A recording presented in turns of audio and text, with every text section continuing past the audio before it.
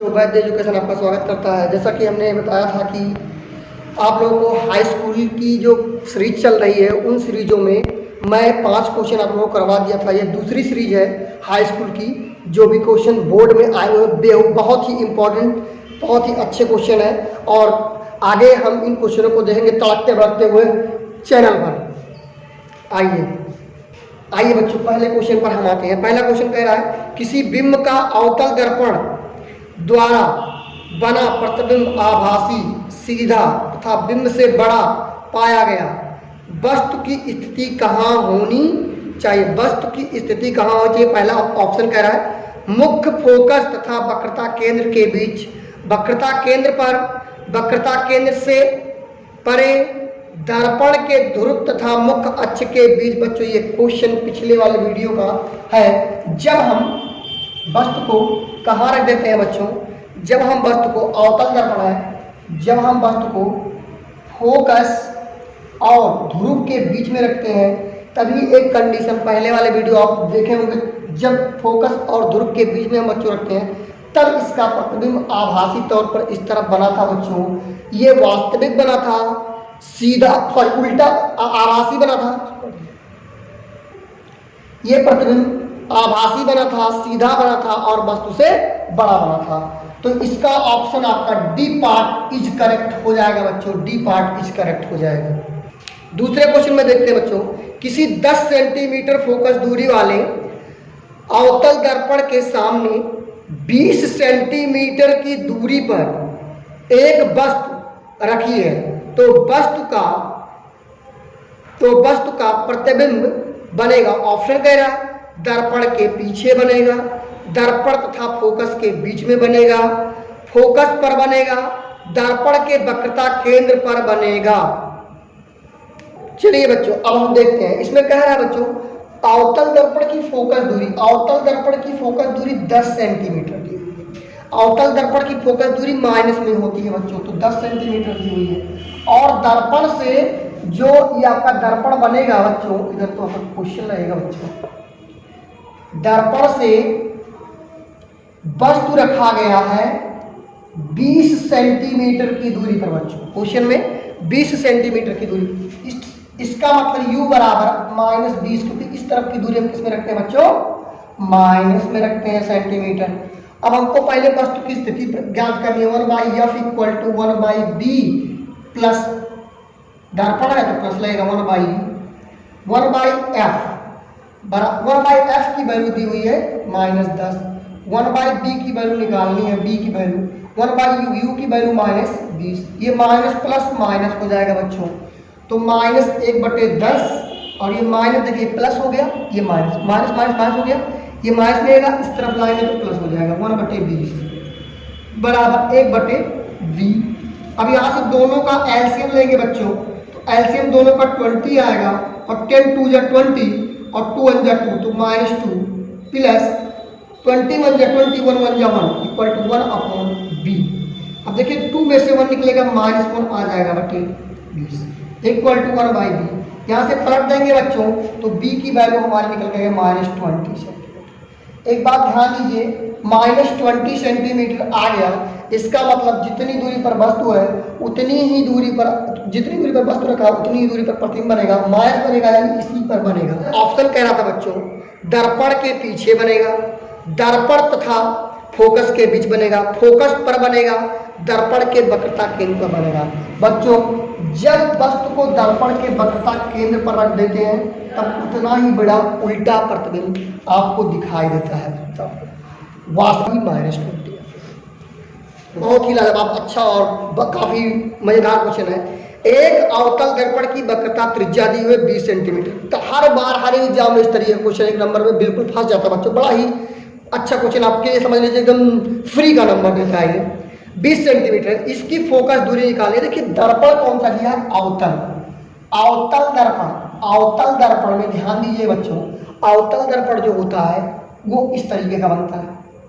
कारण आफार अवतल, देखिए इसके नाम से अवतल, जो अंदर वाला तल है वो बिल्कुल प्लेन हो, यानी वो कलाई ना किया गया हो, अंदर धसा हुआ तल एकदम परावर्तक तल हो, और उभरा हुआ तल कलई किया गया हो उसे हम अवतल बोलेंगे। अवतल दर्पण की जो आपको त्रिज्या दी हुई है बच्चों, त्रिज्या दी है, आपको फोकस दूरी निकाली, आर दिया है 20 सेंटीमीटर बच्चों। ठीक, आपकी अवतल दर्पण की त्रिज्या इस तरफ होगी, फोकस दूरी यहाँ कहीं होगी एफ, कैपिटल एफ। तो यहाँ से यहाँ तक की दूरी हम स्मॉल एफ मानते हैं, और यहाँ से हम फार्मूला जानते हैं F equal to R by 2, और r की वैल्यू -20 इस तरफ बटे 2 10 या 20 तो -10 सेंटीमीटर ये निकल के आता है, -10 सेंटीमीटर इसकी फोकस दूरी निकल के आ जाएगी बच्चों। तो यहाँ से ऑप्शन आपका A part is correct, -20 centimetre B part is correct. -20 centimetre दे रहा था, -10 सेंटीमीटर दे रहा था, +40 सेंटीमीटर दे रहा था, +10 सेंटीमीटर, तो इसका option number is B part is correct हो जाएगा बच्चों। अगला क्वेश्चन कह रहा है बच्चों, चौथा क्वेश्चन, किसका दृश्य क्षेत्र सबसे अधिक होता है? समतल दर्पण का, उत्तल दर्पण का, अवतल दर्पण का, उत्तल लेंस का। बच्चों ध्यान से समझिएगा, आप पहले समतल दर्पण बना लीजिए। समतल दर्पण पर अगर जो कोई किरण डालेंगे तो जितना समतल दर्पण का एरिया उतना ही परावर्तन इसका होगा, तो इतने ही एरिया में ये फैलेगा। ठीक बच्चों, अवतल दर्पण की बात करते हैं। अवतल दर्पण में बच्चों अगर प्रकाश किरण को डालेंगे तो ये इकट्ठा करता है, इसको हम अभिसारी दर्पण भी बोलते हैं बच्चों। तो किरणों को इकट्ठा करेगा यानी फोकसित कर देगा, तो इसका भी दृश्य क्षेत्र थोड़ा कम ही होगा। उत्तल दर्पण की बात करते हैं बच्चों, तो उत्तल दर्पण में देखिएगा बच्चों, उत्तल दर्पण क्या करता है, किरणों को फैलाता है। ऐसे समांतर किरण आएगी ऐसे फैला देगा, समांतर किरण आएगी फैला देगा, तो ये पूरी तरीके से फैल जाएगा बच्चों, पूरी तरीके से फैल जाएगा, यानी इसका दृश्य क्षेत्र बहुत बड़ा होने वाला है। तो यहाँ ऑप्शन यही करेक्ट होगा। लेंस की बात करें, उत्तल लेंस जो होता है बच्चों, ये भी अभिसारी लेंस होता है, ये भी किरणों को इकट्ठा करता है, तो ये भी फैलाएगा नहीं।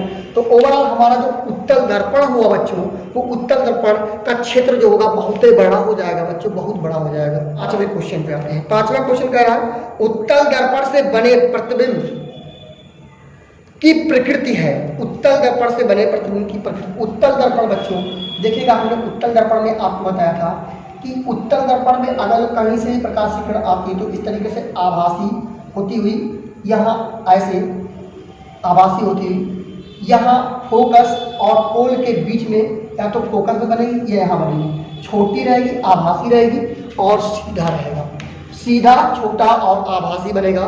इस स्थिति में हम पहले क्लास में इसका जिक्र कर चुके हैं बच्चों। तो ये इस तरीके का फोकस और पोल के बीच में ही बनेगा, हमेशा याद रखिएगा उत्तल। तो यहाँ से आपका ऑप्शन कह रहा है वास्तविक व उल्ट सीधा, आभासी व सीधा, शायद यही ऑप्शन आपका करेक्ट होगा, आभासी व सीधा बनेगा बच्चों। इसका option B part is correct बच्चों, B for Bombay, Bombay is correct. छठवां क्वेश्चन है बच्चों, बहुत ही बार बोर्ड में आया हुआ क्वेश्चन है, बड़ा सिंपल भी है, एक नंबर समझ लीजिए, ये आप बिल्कुल फ्री में लेंगे।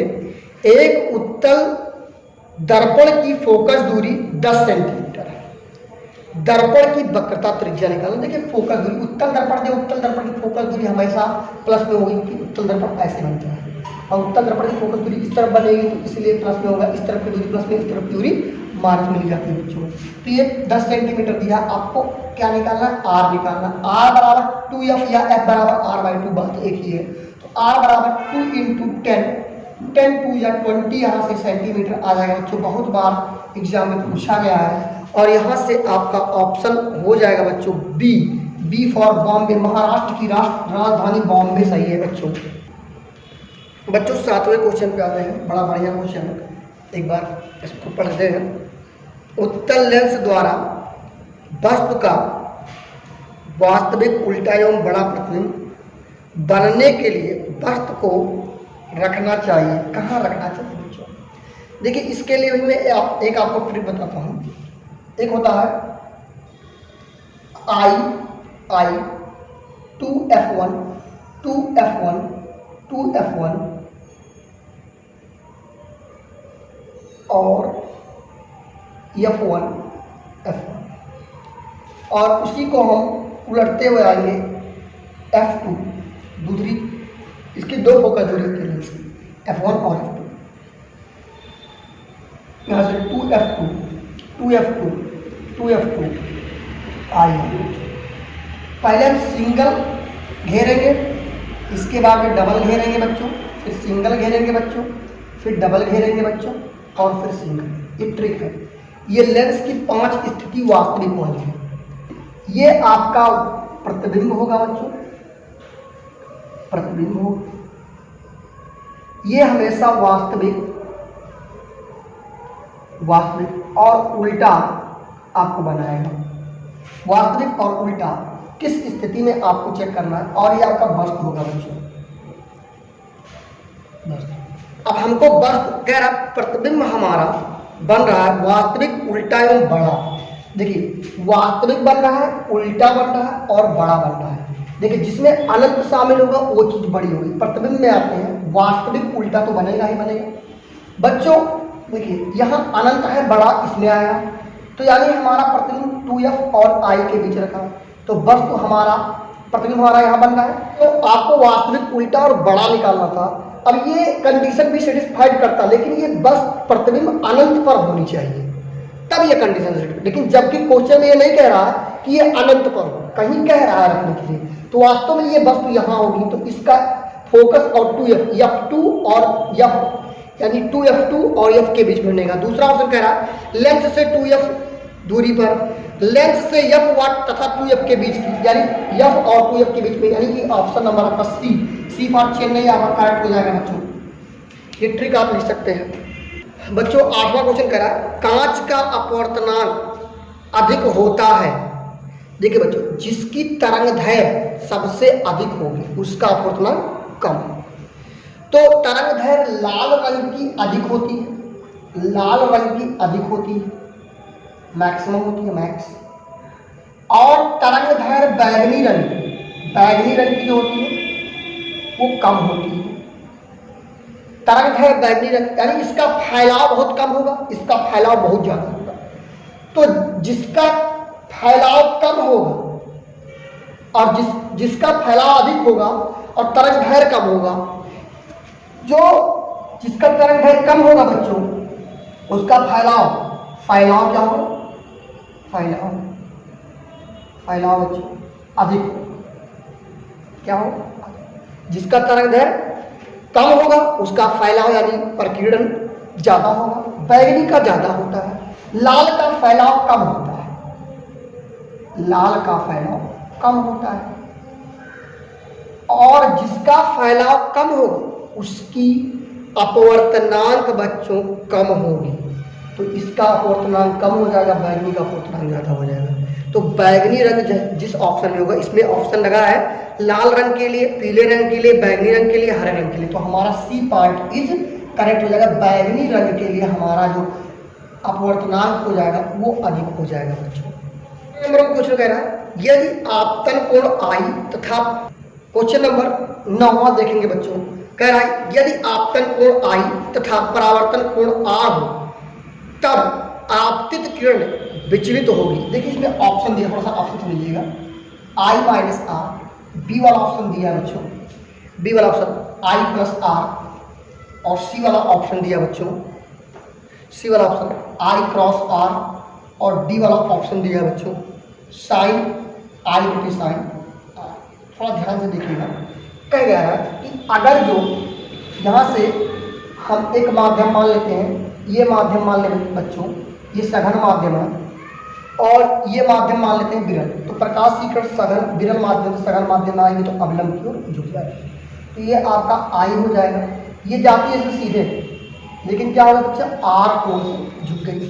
अब हमको कह रहा है कि अपवर्तन कोण I और अपवर्तित किरण विचलित हुआ, कितना विचलित हो रहा है, तो जा रही थी बिल्कुल ऐसे सीधे।